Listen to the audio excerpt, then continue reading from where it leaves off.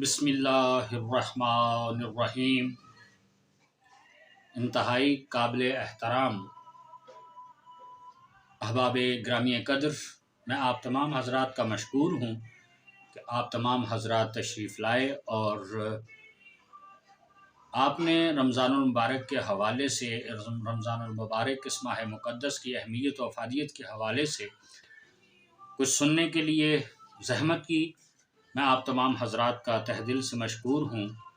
آج رمضان المبارک کے حوالے سے جو بات میں آپ تمام حضرات کی خدمت عالیہ میں عرض کرنا چاہوں گا، چند لمحوں میں، چند منٹوں میں، زیادہ زحمت آپ کو نہیں دی جائے گی۔ الحمدللہ رب العالمین کہ آج ماہ رمضان المبارک کا چوتھا روزہ ہے اور روزے کا وقت بھی قریب ہے، تو تمام حضرات گرامی قدر جو آج کا میسج ہے، جو پیغام ہے، اس کو امید میں کرتا ہوں کہ آپ جو بات آپ حضرات کی سماعتوں کی نظر کرنا چاہتا ہوں اس پہ آپ غور کریں گے اور اس پہ نہ صرف آپ سنیں گے بلکہ غور و فکر اور تفکر کے حوالے سے اس کو آپ سماعت فرمائیں گے۔ اور اگر آپ اس بات کو بہتر سمجھتے ہیں اور آپ کو لگے کہ یہ بات انتہائی اہم ہے، جو بہت کم کی جاتی ہے اور جس پہ سب سے زیادہ فوکس ہونا چاہیے، جسے سب سے زیادہ بیان کیا جانا چاہیے، آپ حضرات کی سماعتوں کی نظر جو میں کچھ کرنا چاہتا ہوں، آپ ہمتن گوش ہو کے اس کو سماعت فرمائیں گے۔ کوئی ضرورت نہیں ہے، یہ کوئی جلسہ نہیں ہے، کوئی یہ ایک نجی محفل ہے، تو اس میں آپ کی توجہ کی ضرورت ہے اور آپ کو کسی داد کی یا کسی اس کے لیے نہیں ہے۔ یہ کوئی محفل مجلس اور جلسہ نہیں ہے، چونکہ آپ حضرات نے علمی اضافے کے لیے اور رمضان المبارک کے حوالے سے، خصوصی طور پر اس ماہ مقدس کی اہمیت و افادیت کے حوالے سے کچھ سننا چاہا ہے، تو میں بھی چاہوں گا کہ وہ بات آپ کی خدمات عالیہ میں وہ عرض کی جائے کہ جس بات کی ہمیں جو سب سے زیادہ جو رمضان المبارک کے حوالے سے ہماری زندگیوں پر جو اثر ہونا چاہیے، جو ہمیں سیکھنا چاہیے، محض بھوک اور پیاس اور کی حد تک جو ہے وہ رمضان کا یہ الحمدللہ اللہ کی خاطر بھوکے رہنا، پیاسے رہنا، جیسے مختلف عبادات ہیں، جانی عبادات ہیں، مالی عبادات ہیں، روحانی عبادات ہیں، سوچ آپ کی اچھی ہونی چاہیے، آپ کی جو فرائض دینی ہیں ان کو ادا کیا جانا چاہیے، لیکن خصوصاً رمضان المبارک کے حوالے سے جو ہماری مسلمانوں کے اندر جو ایک اس ماہ مکرم، ماہ مقدس اور ماہ مبارک کی جو فضائل ہیں، اس کی جو فیوز و برکات ہیں، اس سے جو ہمیں حاصل ہوتا ہے، ماہ مبارک رمضان المبارک کے حوالے سے جو اللہ کی رحمتیں اور برکتیں جو ہیں ہمارے لیے، ان کے دروازے کھولے جاتے ہیں اور شیاطین کو بند کر دی، یہ عام باتیں جو آپ سنتے ہیں۔ جو میسج اور پیغام میں آج آپ کی خدمات عالیہ میں عرض کرنا چاہتا ہوں وہ ہے قوت برداشت۔ آج کے زمانے میں ہمارے پاس جو سب سے اہم ترین جو ایک ہمارے پاس جو ہماری اخلاقی اقدار کے حوالے سے، اسلامی اقدار کے حوالے سے، دینی اقدار کے حوالے سے اور ہماری تربیت کے حوالے سے، علم و فضل کے حوالے سے جو ہم میں ایک بہت بڑی کوتاہی پائی جاتی ہے، وہ ہے ہمارا اخلاقی طور پر پست ہونا۔ ہم روحانی طور پر جو ہے وہ بہت پیچھے ہیں اور ہمیں اس تربیت کی بہت سخت ضرورت ہے کہ روزہ ہمیں تقوی سکھاتا ہے، اور تقوی کے بارے میں علماء کرام نے بہت تفاسیر کی ہیں، اور قرآن پاک میں بھی اللہ وحدہ لا شریک نے تقوی کے اوپر بہت زور دیا ہے۔ اور تقوی ہے کیا اصل میں نا؟ جیسا کہ قرآن پاک کے دوسری سورہ مبارکہ سورہ بقرہ میں بھی اللہ تعالیٰ ارشاد فرماتا ہے کہ بسم اللہ الرحمن الرحیم کہ الف لام میم ذالک الکتاب لا ریب، کہ یہ وہ کتاب ہے جس میں کسی قسم کے شک کی کوئی گنجائش نہیں۔ جی، شک کی گنجائش نہیں، یہ ہر شک کو شبہ سے بالا تر اللہ کا کلام ہے۔ سب سے پہلے ایک مسلمان ہونے کے ناطے انسان کا اس بات پہ یقین کامل ہونا چاہیے کہ یہ اللہ کا کلام ہے، اور جب اللہ کا کلام ہے تو یہ اللہ کا پیغام ہے، اللہ کا میسج ہے۔ تو اللہ پاک اپنے کلام کی دوسری سورہ مبارکہ کی آیات میں یہ ارشاد فرماتا ہے کہ ہدی للمتقین، یہ ہدایت ہے، یہ قرآن جو ہے، یہ کتاب جو ہے، جو اللہ کا کلام ہے، یہ ہدایت ہے، لیکن متقیوں کے لیے ہے۔ تو اب ہمیں دیکھنا پڑے گا، اور یہ تقوی جو ہے یعنی متقیوں کے لیے کتاب ہے۔ اسی طرح جو روزہ ہے وہ ہمیں سب سے زیادہ تقوی کے بارے میں سکھاتا ہے، اور ہم نے دیکھنا اور سننا یہ ہے کہ تقوی کس بات کا نام ہے۔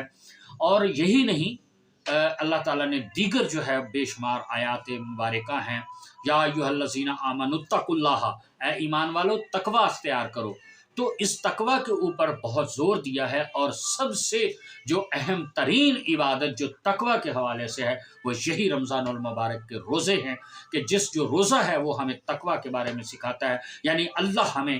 دیکھ رہا ہے، ہر مسلمان لوگوں سے چھپ کے کھا پی سکتا ہے، سارا دن کی بھوک اور پیاس میں محض اور محض اللہ کی خاطر جو ہے وہ کھانے کے نزدیک نہیں جاتا، پینے کے نزدیک نہیں جاتا، گویا خوف خدا اس کے اندر جو موجود ہوتا ہے، جو اللہ اس کو دیکھ رہا ہے، اللہ پر جو یقین کامل ہے کہ اللہ ہمیں دیکھ رہا ہے، اس بنیاد پر وہ جو انسان کھانے کے نزدیک نہیں جاتا، پینے کے نزدیک نہیں جاتا۔ اور اس کے ساتھ ساتھ آپ تمام حضرات اس امر سے بخوبی آگاہ ہیں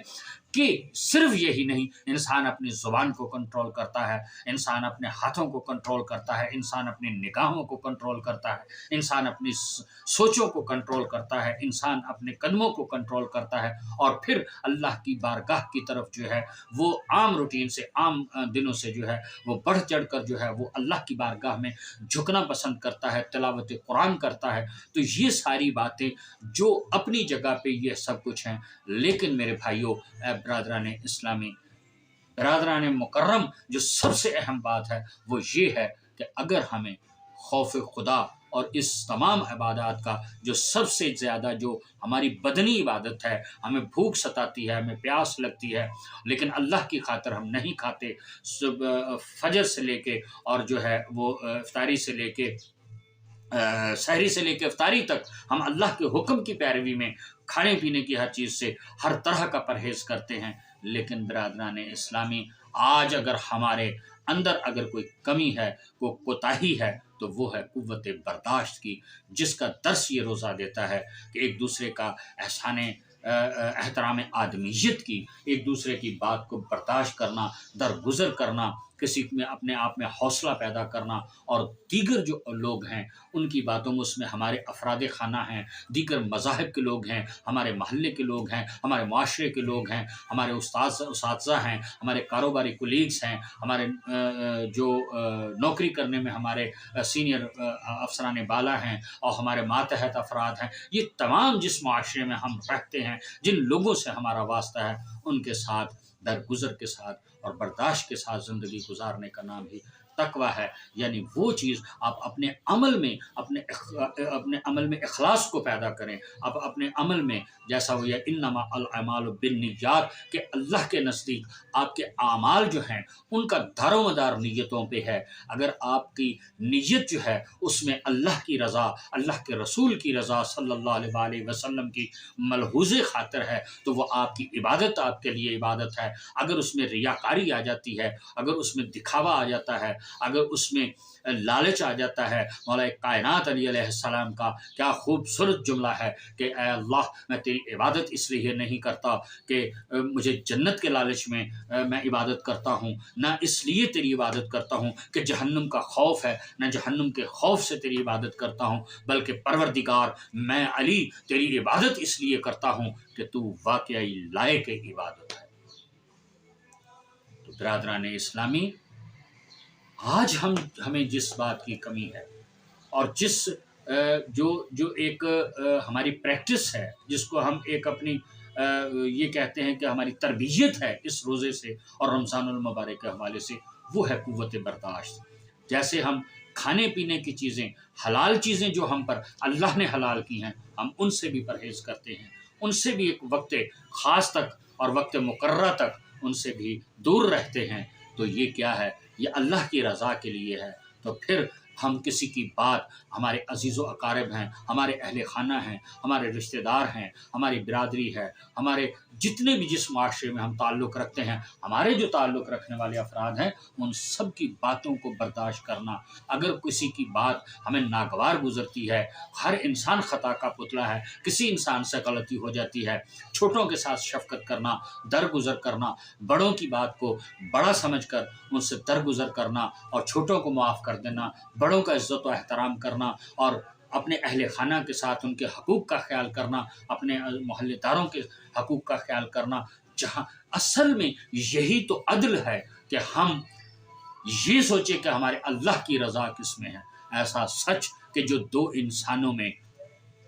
तफ़रीक़ा डाल देता है, ऐसा सच कि जो इंसानों को आपस में लड़ा देता है, उससे वो झूठ लाख दर्जे बेहतर है कि जिस झूठ की बुनियाद पर, हाँ, वो किसी रियाकारी के तौर पे ना हो, वो किसी लालच में ना हो, लेकिन दो इंसानों को आपस में जोड़ने के लिए हो और दो इंसानों को आपस में मिलाने के लिए हो, उनमें से नफ़रत दूर करने के लिए हो, किसी को करीब लाने के लिए हो, अल्लाह और उसके रसूल की खातिर दो मुसलमान भाइयों में, दो अज़ीज़ व अक़ारब में, मियाँ बीवी में, बहन भाइयों में,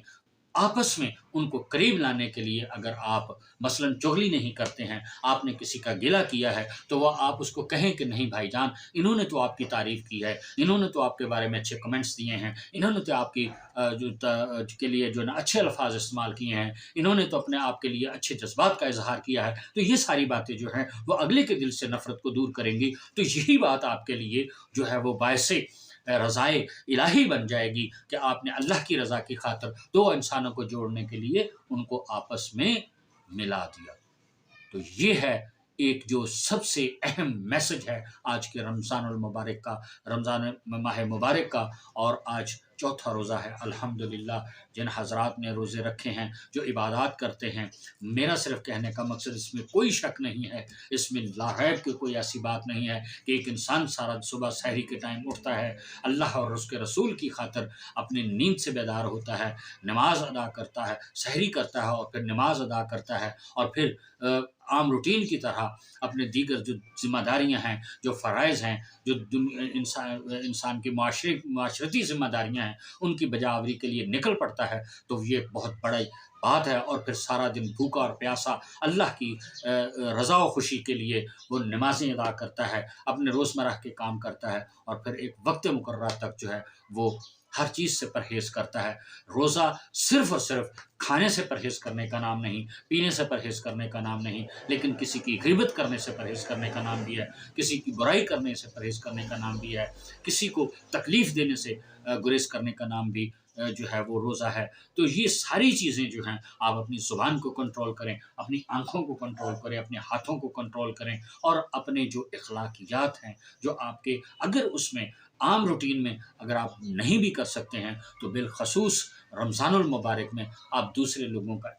उनकी इज़्ज़त नफ्स का ख़्याल रखें, उनसे दरगुज़र से पेश आएँ, उनकी गलतियों को माफ़ करें। बिल्कुल ऐसे ही जैसे हम में से हर शख्स ये चाहता है कि अल्लाह हमको मुआफ़ करे, अल्लाह हमारी गलतियों से दरगुज़र फ़रमाए, अल्लाह पर हम पर अपनी रहमतें और बरकतें नाज़िल फ़रमाए। इसीलिए कहा जाता है कि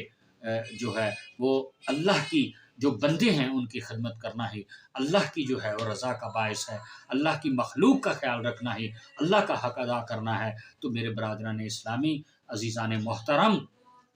ये है तकवा और ये है रोज़ा और ये है इसकी अहमियत और अफादियत कि हम अपने आप में क़ुव्वत बर्दाश्त पैदा करें। लेकिन अफ़सोस, सद अफ़सोस, एक इंतहाई अहम और आखिरी बात सुनते हुए मैं अपने इस बयान को आज के को मुकम्मल करूँगा कि कितने अफ़सोस की बात है कि हम कहलाते मुसलमान हैं, हम रोज़े रखते हैं, हम नमाज़ें पढ़ते हैं, हम हज व ज़कात अदा करते हैं, लेकिन किसी मुसलमान भाई की कोई बात बर्दाश्त नहीं करते। आज हक़ और सच, किसी भी मकतबा फ़िक्र से आप ताल्लुक़ रखने वाले हों, किसी भी आप मसलक से ताल्लुक़ रखने वाले हों, लेकिन हक़ और सच की बात जब की जाती है तो अफ़सोस ये है कि आपके ऊपर फ़तवे लगते हैं, एक दूसरे की बात को बर्दाश्त नहीं करते। आज एक दूसरे के ख़िलाफ़ कवानीन बनाए जा रहे हैं। इतना पुरतशद्दुद हो गया है हमारा मुआशरा और बिलख़सूस हमारी इस्लामी सोच जो है उसने हम पर इन तमाम इबादात के बावजूद, इन तमाम जो हमारे फ़राइज़ हैं उनको अदा करने के बावजूद, अल्लाह की तरफ रजू करने के बावजूद, खौफ़ खुदा का मुज़ाहरा करने के बावजूद, खैरात करने के बावजूद, लोगों को सदका देने के बावजूद, लोगों को बर्दाश्त करने का हमने हौसला नहीं रहा। اور یہی ہمارا سب سے بڑا المیہ ہے، یہی ہماری سب سے بڑی کوتاہی ہے کہ ہم دوسروں کو برداشت نہیں کر سکتے۔ واللہ دوسروں کو برداشت کرنے کا حوصلہ پیدا کریں۔ وہ کسی بھی مذہب اور کسی بھی مسلک سے تعلق رکھتا ہے تو اس کی بات کو سنیں، اس پہ غور کریں، اور پھر اس کو محبت، اخلاق۔ ہمارے نبی اکرم صلی اللہ علیہ وآلہ وسلم نے اللہ کے دین کا اعلان جو ہے وہ 40 سال بعد کیا۔ 40 سال تک چپ رہنے کا مطلب، خاموش رہنے کا مطلب، اور اسلام کی